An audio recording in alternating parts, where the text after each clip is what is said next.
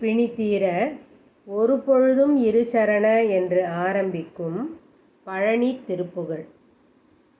ஒரு பொழுதும் இரு சரண நேசத்தேவை துணரேனே, உனது பழனிமலையெனும் ஊரை சேவித்தறியேனே, பெருபுவியில் உயர்வரிய வாழ்வை தீரக் குறியேனே, பிறவியற நினைகுவன் எனாசை பாடைத் தவிரேனே, துரிதமிடு நிருதற்புற சூறைக்காரப் பெருமாளே, தொழுது வழிபடும் அடியர் காவற்காரப் பெருமாளே, விருது கவி விதரண வினோதக்காரப் பெருமாளே, விரன்மறவர் சிறுமி திருவேளைக்காரப் பெருமாளே.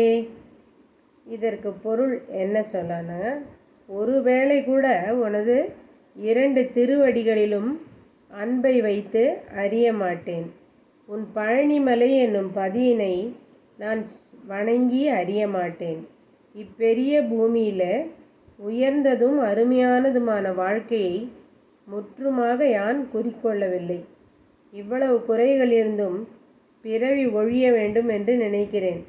என் ஆசைப்பாடுகளை ஒழிக்க மாட்டேனோ?